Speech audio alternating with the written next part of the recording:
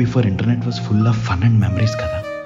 ఆ రోజులన్నీ గుర్తొస్తుంటే ఎందుకింత త్వరగా పెద్దోళ్ళం అయిపోయా అనిపిస్తుంది.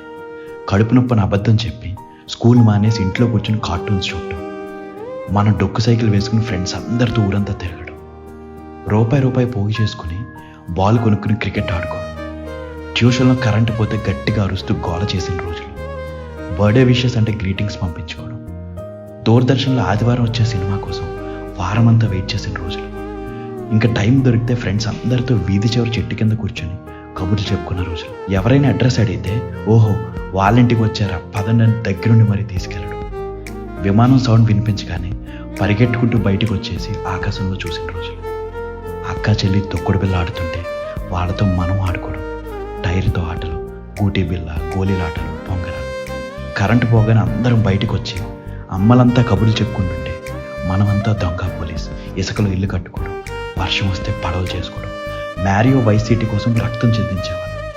ఇంకా సెలవులు వస్తే సగం రోజులు రోడ్డు మీదనో గ్రౌండ్లోనో గడిచిపోయాయి. ఇప్పుడున్న కంఫర్ట్స్ టెక్నాలజీ ఇవేం లేవు అప్పట్లో, కానీ అదేంటో 24 గంటలు ఇట్టే గడిచిపోయాయి. అందరం కూర్చుని ఒకరితో ఒకరు మనసారా మాట్లాడుకునేవాడు. ఇలా చెప్పుకుంటూ పోతే కొన్ని వేల జ్ఞాపకాలు. ఆలోచిస్తే అనిపిస్తుంది we had beautiful time and peace before the internet.